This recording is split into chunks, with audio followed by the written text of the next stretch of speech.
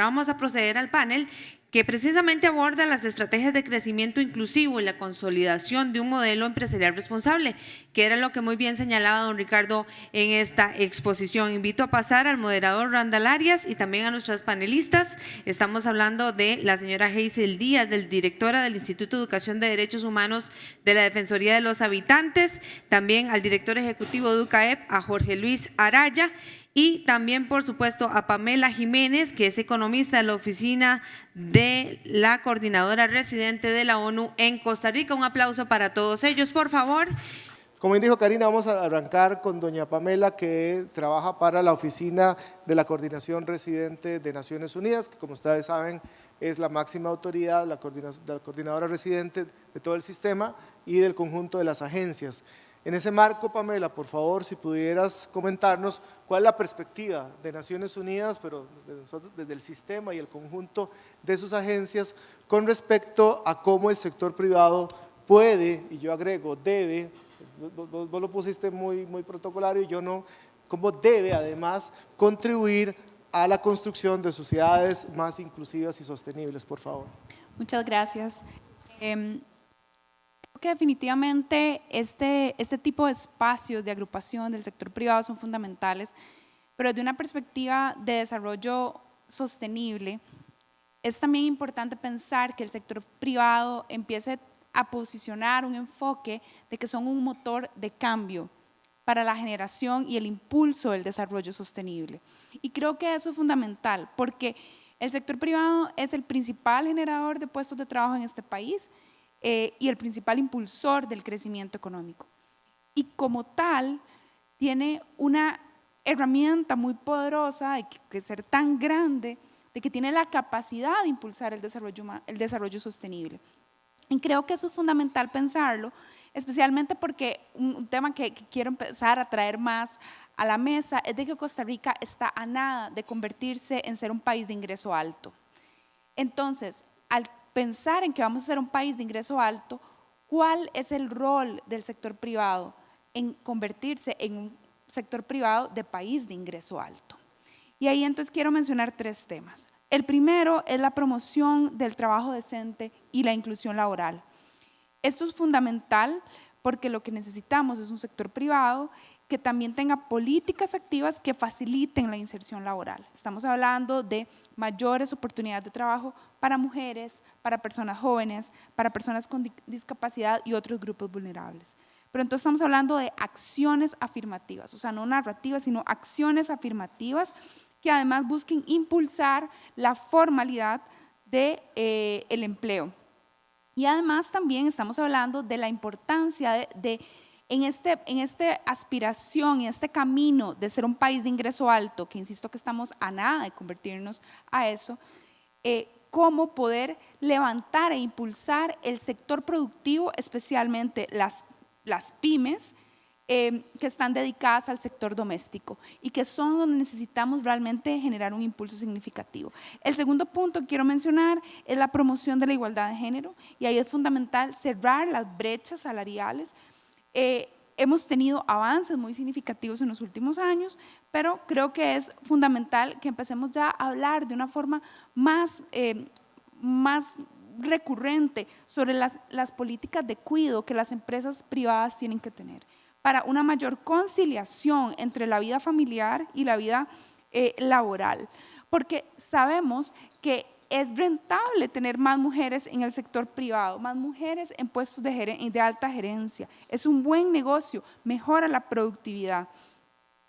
Y además también otros temas fundamentales como la promoción, la importancia de tener políticas para prevenir y atender la violencia de género. Y el tercer punto, porque sé que el tiempo apremia, es el sector privado como un impulsor para la acción climática y que logre mitigar y que tenga un rol más activo para atender el impacto ambiental, transitar hacia modelos de producción más innovadores con iniciativas de energías renovables, por ejemplo, eficiencia energética, producción verde y azul que protejan los ecosistemas y la biodiversidad. Pero quisiera nada más dejar entonces que el sector privado es un motor para el cambio hacia un desarrollo sostenible de un país de ingreso alto. Gracias, Pamela. Hazel, desde la Defensoría de los Habitantes, y creo que la primera pregunta está totalmente, íntimamente relacionada a lo que decía Pamela, no lo voy a repetir con respecto al tema de la inclusión de estas poblaciones. La pregunta concreta es cuál es la perspectiva de la Defensoría con respecto a la inclusión de poblaciones en condición de vulnerabilidad para beneficiarse precisamente de todo esto, y lo que dice Pamela nos recuerda que estamos cerca y aspiramos a ser un país de ingreso alto desarrollo humano y en general económico, pero la consideración hacia poblaciones como las indígenas, las personas migrantes y los colectivos de la diversidad sexual, por favor. Sí.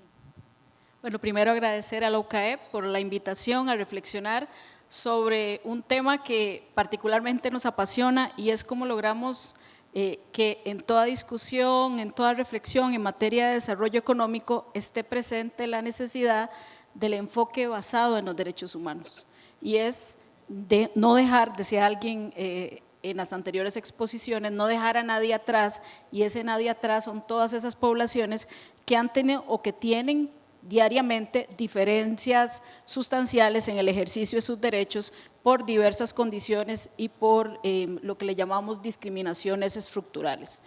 Para la Defensoría, la posibilidad que tenemos de trabajo, y lo decimos así porque lo hemos planteado, de hecho lo cae en esos términos, la posibilidad de trabajo en asocio con el sector empresarial para promover esas acciones afirmativas dentro de las organizaciones empresariales es altísima, pero además es una posibilidad que estamos construyendo a diario. Hace poco, el año pasado, a final del año pasado, hacíamos un foro sobre este tema y hablábamos, y más bien llevábamos prácticas, nos exponían prácticas de sectores empresariales que ya están incluyendo, por ejemplo, acciones afirmativas en materia de inclusión de poblaciones, en este caso era de población trans, ¿verdad? Y ahí un poco nos decían, y yo creo que eso es lo primero que quiero destacar, y es ¿qué cambia con esta dinámica de inclusión? Cambia la propia dinámica de la empresa, en muchos casos soluciones a problemas que no se habían visto, pero además la dinámica de ese país diverso que tenemos y que en muchas ocasiones no reconocemos, y de respeto, que es un poco todo lo que se ha hablado anteriormente. Nosotros consideramos que temas que podrían, digamos, establecerse, como las certificaciones, por ejemplo, de equidad, de género y diversidad, y además la capacitación desde los sectores empresariales en materia de derechos humanos, las cuales acompañamos y quedamos a la orden para ello, puede ir promoviendo también que esa agenda de diversidad pues esté presente en las decisiones que se tomen. Hay un componente en esto, se dice nada de las personas sin las personas, ¿verdad? Y un poco lo que queremos es que en ese desarrollo productivo nacional, en la forma en cómo logremos fortalecer esos mecanismos de producción, estén presentes todas las personas, todos los grupos de la población costarricense. Con la discriminación no gana nadie, no gana la sociedad, no ganan las empresas, no ganamos en las familias, lo que generamos es por supuesto que mucha crispación social, y eso por supuesto que lo que va a hacer es retardar, y en muchos casos por mucho tiempo, los esfuerzos que el país viene construyendo en estos temas. Gracias, Hazel. Jorge, igual Pamela nos hablaba de la Agenda de Desarrollo Sostenible, los ODS, sin mencionarlo así explícitamente. Hazel nos recordaba sobre el necesario enfoque de derechos humanos en las prácticas empresariales.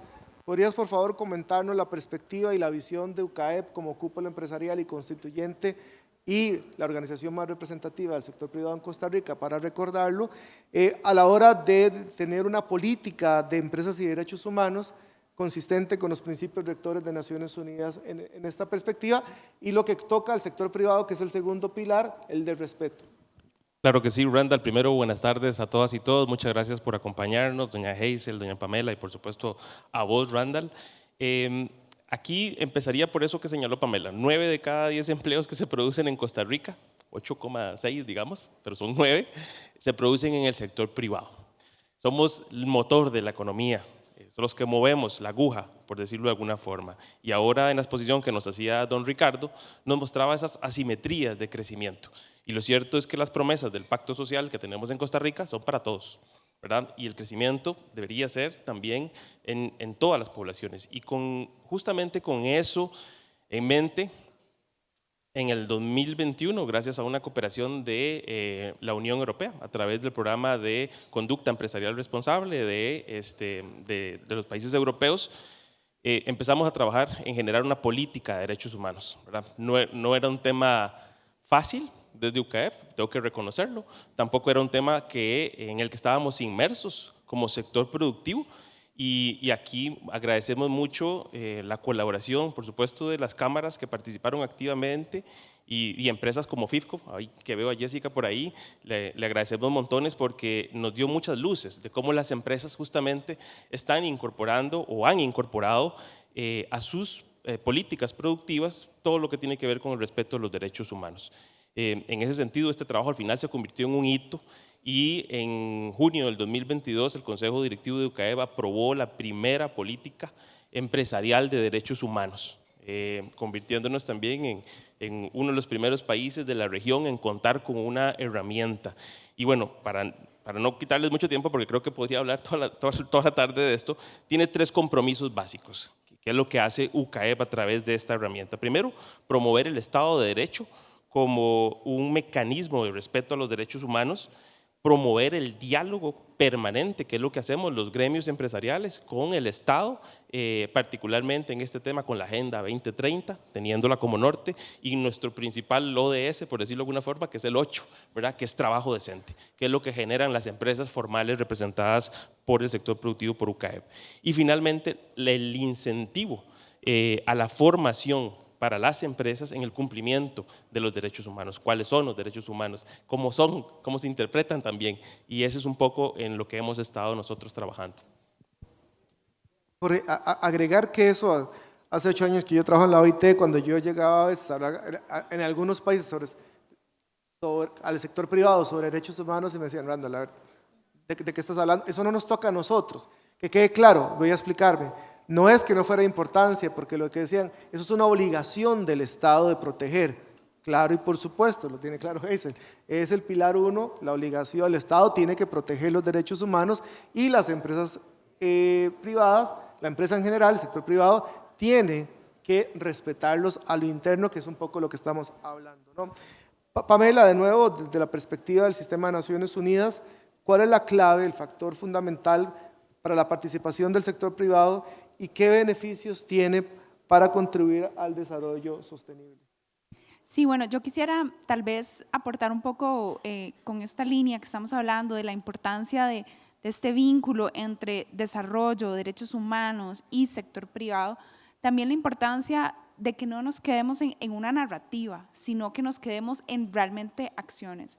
Y eso desde el sistema de Naciones Unidas también es muy importante, porque no es simplemente tener algún tipo de alianza de papel, sino es que realmente haya una transferencia de conocimiento, de asesoría técnica que permita impulsar al sector privado a realmente levantar la aguja, que demos un paso en esa escalera, en esta línea de convertirnos de país de ingreso alto. Y en este sentido es fundamental, por ejemplo, algunos casos que hemos tenido recientes, que el Sistema de Naciones Unidas recientemente está trabajando con CANAPEP en una capacitación en materia de derechos humanos, y eso realmente permite dar el paso más allá, o sea, no es una mera alianza, sino que estamos trabajando en capacitación. ¿Y por qué es importante? Porque realmente invertir en inclusión, en sostenibilidad de género, trae beneficios para las empresas. Permite, por ejemplo, acceder a nuevos mercados. Las soluciones sostenibles abren oportunidades a las empresas, a sectores emergentes como por ejemplo la economía circular o las finanzas verdes. También las empresas que están comprometidas con la diversidad y el bienestar laboral son más atractivas para personas que vienen con nuevas mentalidades, con altos niveles de productividad, personas más jóvenes y de alta calificación educativa. También, además, prepararnos ante el cambio climático nos permite ser más resilientes ante situaciones de crisis, con prácticas sostenibles que nos ayudan a mitigar riesgos. Y en temas de género, por ejemplo, temas fundamentales como que la igualdad de género permite impulsar la productividad. Y aquí es fundamental también porque la mayor incorporación de mujeres en el sector privado mejora la toma de decisiones. Y esto no es algo que yo lo estoy diciendo, eso es algo que está en la evidencia, en los estudios que lo demuestran. Ser sostenibles en materia ambiental es ser más competitivos. O sea, ignorar el cambio climático hoy realmente puede ser catastrófico para las empresas porque no se están preparando, por ejemplo, ante los riesgos ambientales o protegerse en materia de costos ante los desastres naturales. Pero sí quiero enfatizar la importancia de que no sea una narrativa, de que sean acciones que los organismos internacionales estamos para apoyar, y la asesoría técnica, más allá de una alianza estratégica, es realmente un cambio efectivo que podamos observar en las empresas. Tal cual, Pamela, la evidencia empírica es contundente. Las empresas que respetan y promueven más la diversidad son más productivas, son más rentables, son más creativas, son más innovadoras, además de ser, obviamente, más incluyentes, ¿no? Volviendo, Hazel, al enfoque al trabajo de la Defensoría de los Habitantes, hablando de nuevo desde la perspectiva de inclusión y que nadie se quede atrás. Preguntaba anteriormente sobre poblaciones priorizadas o en condición de vulnerabilidad, pero ahora la pregunta es desde la perspectiva territorial, especialmente en las costas y en las fronteras. Cuando uno ve el mapa del desarrollo económico y el desarrollo del país, el mapa es contundente, ¿verdad? El desarrollo está concentrado en el gran área metropolitana, y conforme se sale de ahí, los niveles de desarrollo y de inclusión son menores. ¿Cómo lo ve la Defensoría? Sí, así es, Randall. Desde la experiencia de la Defensoría, visitando comunidades, recibiendo quejas, podemos decir que alguien decía en una de las charlas anteriores que existían otra Costa Rica. Yo diría que podrían existir muchas otras realidades dentro de un mismo país, ¿verdad? Que es lo que debemos rescatar, que es un mismo país con realidades muy disímiles. Y esas realidades tienen que ver en el ejercicio de los derechos de las personas. Por ejemplo, zonas fronterizas, zonas costeras y zonas ubicadas en todos los índices de desarrollo como zonas que requieren especial atención del Estado, ¿verdad? Se requiere desarrollo de infraestructura, se requiere mayor conectividad, y por supuesto que esto influye en la necesidad también de que se preste atención a la generación de empleos, que se preste atención a las posibilidades de que las personas tengan acceso a servicios de salud y otros servicios públicos en condiciones, diríamos que iguales como puede ser dentro de la gran área metropolitana. Creo que ese es uno de los mayores problemas que estamos enfrentando, y que las denuncias que nos llegan lo que nos hacen percibir también es que desde el sector empresarial, como aquí lo dijeron muy bien, hay un reto enorme porque se pueden querer generar muchas acciones, pero falta, ¿verdad? Falta política pública, falta acciones concretas que permitan desarrollar lo que necesitamos. Necesitamos que los habitantes de las zonas más vulnerabilizadas del país también tengan el acceso al ejercicio de los derechos, y que no hablemos de 2, 3 Costa Ricas, sino que hablemos de un solo país. Hazel, muy amable. Notarán que estamos tratando de ser muy disciplinados con el tiempo, a pesar de que Karina está ahí haciéndome así y me ha cambiado 3 veces el reloj. Entonces no sé si le hago caso a esto o al reloj que me lo cambias y me lo acortas. Ya perdí 1 minuto. Jorge, la última pregunta en directa relación. Bien, Pamela recordaba que desde la oficina de la Coordinación Residente se está ayudando a CANAPEP, pero también recordar que conjuntamente con la Oficina del Alto Comisionado de Naciones Unidas estamos haciendo un mapeo de impactos en derechos humanos con ICAFE y con LAICA, que son realmente referenciales a nivel regional, y es un gran ejemplo a propósito de la política. En concreto, Jorge, doy fe de que la presidenta de UCAEB, el presidente anterior también, y vos particularmente, un compromiso absoluto, y este foro es la evidencia más grande, en materia de promoción de los valores cívicos desde el sector privado. La pregunta es, porque así como antes la gente decía, bueno, ¿y por qué las cúpulas metiéndose en derechos humanos? ¿Por qué las cúpulas empresariales, y esta particularmente, la TICA, promoviendo los valores cívicos y estudiando y analizando los retos que tiene el país en esa materia? El resumen es que no puede haber empresas exitosas en sociedades fracasadas. Así de simple. Y esa no es una frase que digo yo o que me inventé, es una frase de Stefan Schmidt-Heine, un empresario suizo, que, como decimos, la tenía muy clara, ¿verdad? Y ahí, como sector privado, evidentemente nosotros tenemos un rol importante.